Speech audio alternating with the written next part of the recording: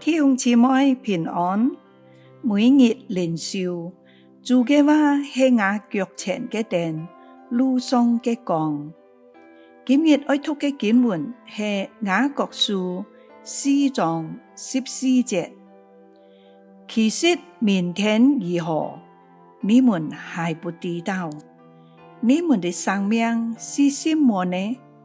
你們原來是一片雲霧，出現稍時就不見了。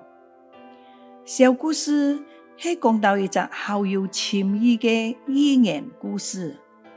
在某個時期，因為下地獄嘅人數大大嘅減少，魔鬼王就好緊急嘅召集一群嘅鬼仔開會，來商討兩邊用誘惑人下地獄。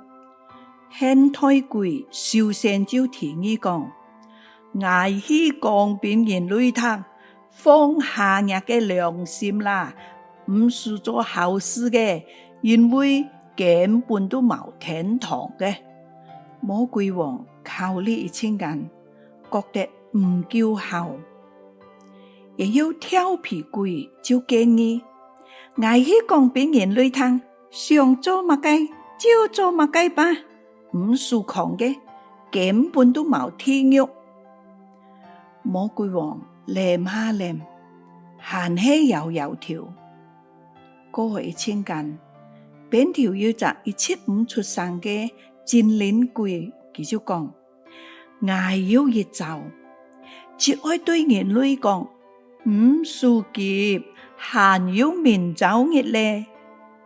魔鬼王終於啱條啦，還稱讚佢一隻鬼嘅最後，我就來默想。因為一切都以為還有明早日，就會有懶惰嘅心，以至於我哋會常常忽略開一些應該做嘅事，也錯失開一些嘅機會。想一想，有乜嘢係你本來應該去面對、老克服嘅事呢？把握今日一隻時刻，讓自家嘅明早日唔後悔。我哋一齊來禱告。親愛嘅天父上帝，人嘅生命本來就好脆弱、老短暫，但係你卻俾我哋希望，能夠有永恆、老豐盛嘅生命。求天父幫助我哋，愛惜我哋在世上短暫嘅生命，足穩我哋嘅時間，敬拜侍奉你。求聖靈提醒我哋，唔好傷害魔鬼嘅詭計，更加唔好假僥在面前而荒廢開時光。